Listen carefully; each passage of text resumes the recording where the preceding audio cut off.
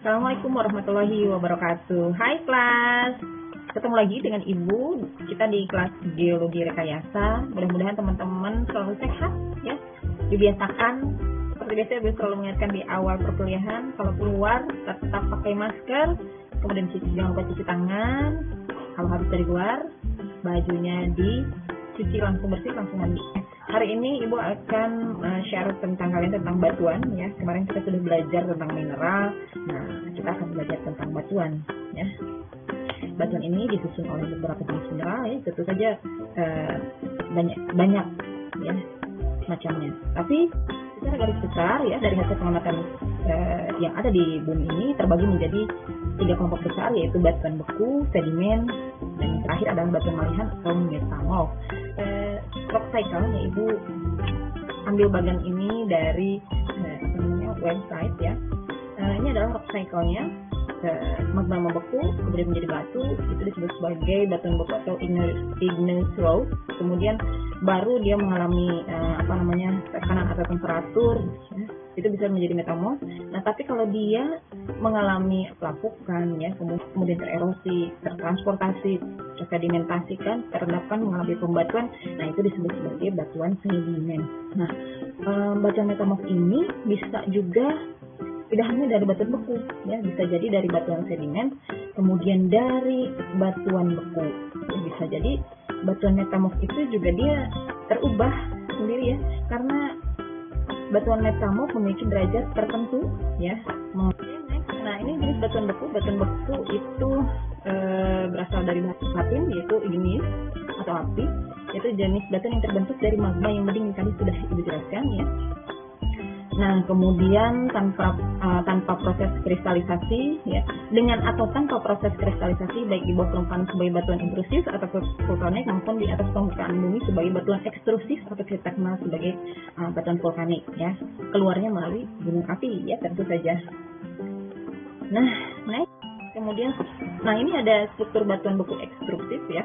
Ini dimana batuan beku yang proses pembukaannya berlangsung di permukaan bumi yang tadi dikatakan produk dari gunung api. Ya, batuan beku ekstrusif ini ya, contohnya adalah lava ya, yang memiliki struktur yang berpetunjuk mengenai proses yang terjadi pada saat pembekuan lava tersebut. Nah, ini ada jenis-jenis struktur batuan beku, ada yang masif, itu joint, kemudian kolomnar joint, willow lava, ada vesikular, amigdaloidal, aliran ya. Kemudian ada struktur batuan beku intrusif ya. Batuan beku intrusif ini batuan yang beku yang proses pembekuannya berlangsung di bawah permukaan bumi. Ada nih ya teman-teman, berdasarkan kedudukannya terhadap lapisan batuan yang terobosnya, struktur tubuh batuan beku intrusif ini terbagi menjadi 2, yang tipikalnya adalah konkordan dan diskordan. Kalau konkordan biasanya dia searah dengan perlapisan batuan samping, tetapi kalau diskordan dia menerobos batuan samping atau tegak lurus lah ya. Nah, ini konkordan tipikalnya ada silakolit, lakolit ya. Kemudian ada diskordan, ini bentuknya ya, yang memotong perlapisan batuan samping, itu ada dike, batolit, stalk gitu ya. Nah, ini blok diagram struktur batuan beku ya, kalau teman-teman lihat.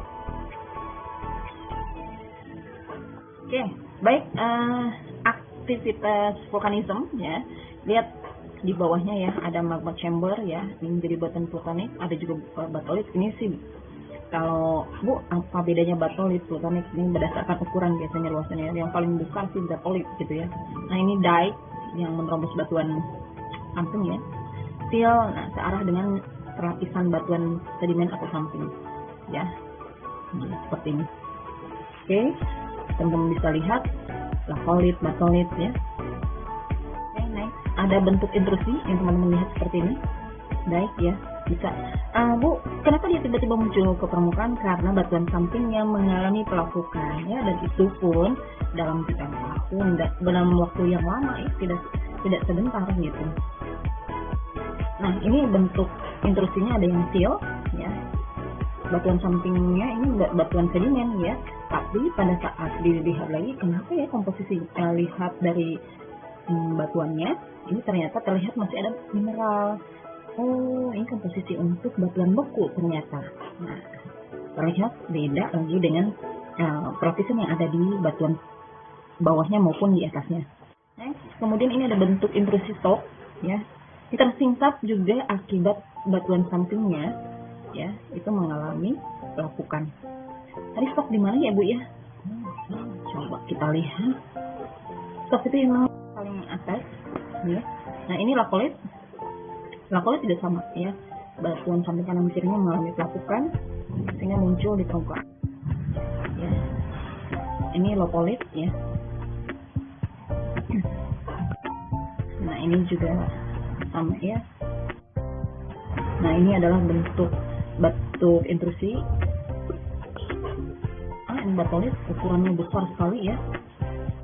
Nah, klasifikasi batuan beku ya, ada berdasarkan tempat terbentuk batuan beku dibedakan atas plutonik, hipabisal, dan vulkanik. Ya. Kalau batuan beku yang terbentuk jauh di perut bumi ini plutonik. Kalau hipabisal tidak jauh dari permukaan bumi. Kalau beku vulkanik ya otomatis sudah keluar. Nah, berdasarkan warnanya, mineral pembentuk batuan beku ada dua, yaitu mineral navy itu yang biasanya yang warna gelap ya. Kalau yang felsic itu warna terang ya. Ini teman-teman, hubungannya apa sih Bu terhadap komposisi ini? Kalau mineral gelap biasanya di daerah-daerah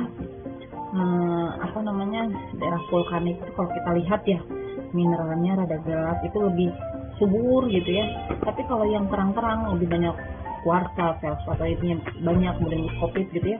Nah, itu biasanya kalau ada batuan jenis yang ada terang tuh dan lain sebagainya, itu biasanya tidak terlalu subur untuk untuk tumbuhan ya. Nah, kemudian berdasarkan kandungan kimianya, ada batuan beku asam ya. Kemudian ada batuan menengah atau intermediate, kemudian ada batuan beku basa. Nah, ini tergantung dari komposisi SiO2 atau silikanya ya. Nah, batuan beku yang terakhir adalah batuan beku ultra basa ya, yang kandungan SiO2-nya ini 70% ya. Nah, kemudian ada pengelompokan batuan beku ya. Klasifikasi batuan beku ada ini kalau berdasarkan diagram, ada berdasarkan kimia batuan, tekstur batuan, susunan mineral batuan gitu ya. Nah, kemudian ini klasifikasi batuan beku berdasarkan tekstur dan komposisi mineral ya. Kalau di dalam batuan beku, nah, semakin beku basa ya, komposisi mineralnya yang paling dominan ada olivin, okiroksen ya. Ini di batuan beku basa. Semakin kesini ya, kuartanya juga semakin melimpah seperti itu. Nah, biasanya teman-teman kalau derajat pembekuan dengan suhu temperatur yang cukup tinggi, olivin ini biasanya mudah hapus. Yang beda dengan batuan beku di suhu rendah, itu tidak mudah hapus biasanya. Ini magma adalah satu relehan tingkat bersuhu tinggi berada di dalam litosfer yang terdiri dari yang bergerak bebas, yang habur, yang mengapung di dalamnya, serta mengandung sejumlah bahan berwujud gas ya. Jadi diperkirakan ya, magmanya itu berkisar 200 km di bawah permukaan bumi, terdiri dari unsur-unsur yang kemudian membentuk mineral seperti ini. Jadi ini adalah plate tektonik ya. Misalkan ini adalah lempeng samudra menujam ke bawah lempeng benua, kemudian terjadi melting ya di bawah ini, kemudian otomatis si magma akan erupsi gitu ya. Nah, itu kan kemarin itu sudah belajar tentang tektonik ya. Nah, sekarang ada disresistensi magma ya. Apa sih disresistensi magma itu? Proses penurunan temperatur magma yang terjadi secara perlahan yang diikuti dengan terbentuknya mineral-mineral seperti yang ditunjukkan dalam deretraksi bawaan tadi ya. Nah, pada temperatur magma, mineral pertama kali yang akan terbentuk adalah olivin. Jadi ada mineral-mineral yang diskontinu dan tidak kontinu ya. Next ya, asimilasi magma. Ini proses pemaburan batuan samping ya, akibat naiknya magma ke arah permukaan. Dengan proses ini dapat menyebabkan magma yang tadinya bersifat basa ya berubah menjadi asam karena komposisi batuan sampingnya bersifat asam. Bisa jadi seperti itu. Nah, apabila batuan sampingnya bersifat basa, maka batuan terbentuk umumnya dicirikan adanya fenolit. Ya, fenolit ini apa sih? Fragmen batuan bersifat basa yang terdapat dalam batuan asam. Penamaan batuan beku didasarkan atas tekstur batuan dan komposisi mineralnya. Nah, ini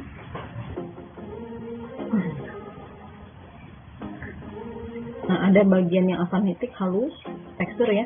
Kalau porfiritik ada awalnya lambat, kemudian cepat, biasanya campuran sih. Kalau yang porfiritik ada mineralnya besar-besar, ada juga yang amorf. Nah, kalau panerik itu kasar, cenderung karena dia diendapkan proses pendinginannya itu lambat ya, jadi membentuk struktur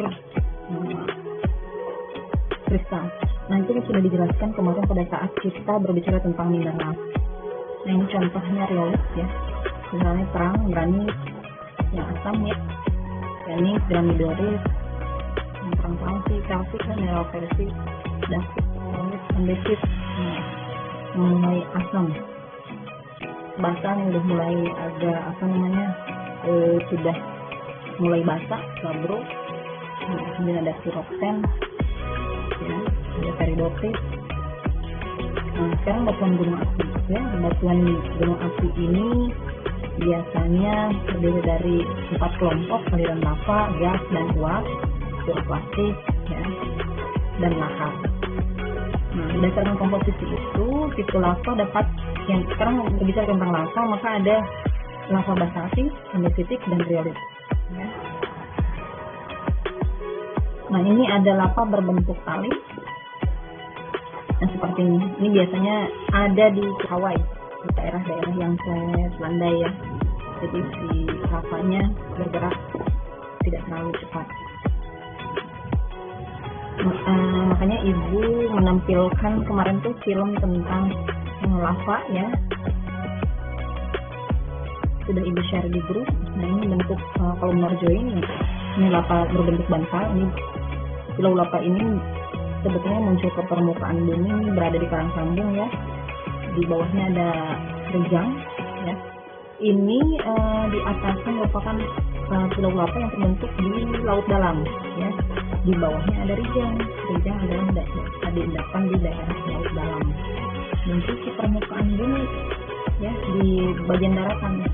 Berarti terjadi erupsi luar biasa ini di daerah karang sambung Kebumen. Nah, ini join ya, lavanya berbentuk tipis gitu ya. Nah, ini biasanya ditemukan di daerah pegunungan nih. Teman-teman kalau kita naik gunung, ada beberapa jenis lava yang seperti tipis ya, menyerupai ini. Nah, kalau yang ini bentuknya piroklastik ya, ada berukuran halus ya, debu, dan ada juga berbentuk bom besar-besar ini ya, blok, boulder. Nah, ada lava basal. Nah, kecepatannya itu 30 km per jam ya, jadi masih elastis gitu ya. Nah, ini lava andesitik ya, lebih kental kalau andesit gitu ya, dia tidak mampu mengalir jauh dari pusat. Nah, kalau riolit ini kental ya, jarang dijumpai seperti lava karena sudah membeku di bawah permukaan ini sebelum terjadi erupsi. Yang batuan piroklastik yang klasifikasi batuan gunung api ya, berdasarkan ukuran butir ya, yang lebih dari 64 mm itu bom ya, blok, kemudian semakin halus menjadi lava. Namanya kalau sudah mengalami pembatuan disebut tus ya, kalau yang untuk rendah menjadi sama. Kemudian batu lapili, yang lapili berdasarkan itu nih, yang terakhir paling ini adalah aglomerat volcanic break ya. Kemudian ini ada batu apung. Batu apung itu dia ini ada bolong-bolong ini ya, itu bagian atas mengeluarkan gas lubang gas ini ya. Ini halus, obsidian, fragmen sipoklas. Nah, ini sekarang kita berbicara tentang batuan sedimen. Nah, sedimen tadi hasil rombakan asal dari batu beku, sedimen metamorf yang mengalami transportasi kemudian diendapkan pada suatu cekungan. Nah, sehingga dia mulai kompaksi, diagenesa, dan litifikasi. Nah, ilmu yang mempelajari batuan sedimen disebut sebagai sedimentologi. Nah, ini batuan sedimen ada 2, autokton dan autokton. Nah, ini batuan sedimen ini regional itu ada konglomerat, breksi, lanol, batu pasir, lempung. Itu di batuan sedimen ada itu juga seperti nama-nama di yang tadi di batu beku ada ini. Kan tapi ini mengalami transportasi gitu ya. Oke. Kalau yang kimia atau biokimia ada batu rejang, gamping, batu bara, halis ya. Nah, vulkanik plastik itu tadi konglomerat dan lain sebagainya. Jadi batuan sedimen itu berlapis. Ini struktur lapisan batu ya. Nah, lihat. Ini ada yang memiliki perlipatan ya, di atasnya kemudian ada lapisan lagi secara mendatar gitu, otomatis. Nah ini kan teman-teman bisa lihat ada pola perlipatannya. Kemarin sudah belajar tentang gaya endogen. Nah kemudian di atasnya sudah terlihat ya, ini diendapkan batuan sedimen kembali sejajar sampai ke atas gitu ya. Ini disebut bidang unconformity ya, bidang ketidakselarasan. Ketidakselarasannya adalah keselarasan menyudut. Oke. Ini juga sama, ini berlapis juga. Nah ada di dalam batuan sedimen ada juga struktur sedimen namanya. Pola-pola seperti ini disebut sebagai rikoma gitu ya. Nah ini paralel laminasi yang di atas, yang sebaris. Kemudian ada yang mengandung fosil ya, biasanya disebut batu gamping. Nah ini konglomerat ya, butirannya lebih banyak membundar tanggung. Nah ini adalah deskripsi pada batuan sedimen klasik ya. Warna, struktur, tekstur batuan, komposisi mineral, kan biasanya skop menjelaskan deskripsi batuan seperti ini. Contoh batuan sedimen ada limestone, chert, coal, shale, dan stone ya. Konglomerat batu pasir, batuan evaporit ya. Sedimen evaporit atau sedimen evaporit terbentuk sebagai hasil proses penguapan. Ini contohnya halit ya. Batuan gypsum, kemudian prakarsin, ini adalah batuan-batuan yang memang terbentuk akibat dari proses. Nah kalau yang karbonat terbentuk hasil dari proses kimiawi dan juga proses biokimia ya. Contohnya adalah batu gamping dan dolomit yang teman-teman kenal di industri semen, pasir, dolomite. Kemudian sedimen silika itu ada diatom dan juga rijang tadi di terbentuk di laut dalam. Ini organik ya, batu bara ya, batu bara dan batu gamping berapi. Nah sekarang batuan metamorf ini berasal dari bahasa Yunani, yaitu metamorphism, di mana meta artinya berubah dan morph artinya bentuk. Dengan demikian, maka metamorfosa dalam geologi adalah perubahan dari kelompok mineral atau tekstur batuan yang terjadi dalam suatu batuan mengalami tekanan dan temperatur yang berbeda pada saat batuan pertama kali terbentuk. Nah, contohnya seperti ini. Contoh ya, ini skalanya dalam skala yang sangat kecil ya, jarak misalkan 1 kilometer. Nah, batuan awalnya itu shell yang batu lempung. Tiba-tiba karena dia mengalami perubahan atau kenaikan temperatur, dia akan berubah batuan ini ya. Langsung dia akan menjadi lama-lamaan menjadi marble gitu ya. Batuan asalnya sih batuan asal sedimen, kira-kira karena sedimen yang dinampakkannya. Kemudian ini ada batuan beku. Iya, batuan beku ini kan dia pada saat keluar muncul itu masih berupa magma, kemudian menerobos batuan samping ya. Nah, terjadi kenaikan temperatur sehingga batuan samping tersebut akan berubah secara mineralnya ya. Kemudian kemerusakan mineralnya itu yang tadinya tidak teratur akan terbentuk secara menipis gitu ya. Ini batu pasir berubah jadi kuarsit ya. Oke. Kalau yang lebih ini lagi, misalkan ada coal atau batu bara ya, dia mengalami perubahan temperatur ya, biasanya akan berubah yang tadi kalorinya misalkan hanya sekitar batu baranya hanya misalkan sekitar 5.000 kalori, tapi kalau dekat dengan dia intrusi batu ini, maka dia akan berubah misalkan menjadi antrasit ya, atau bahkan berlian gitu ya. Oke, ini faktor-faktor pengendali metamorfisme itu tadi sudah dijelaskan, itu faktor temperatur dan tekanan ya. Nah seperti ini ya, ini adalah yang disebutkan oleh contoh stressing ya. Nah ini contohnya misalkan mineral itu tadinya bulat misalkan dalam batu pasir ya.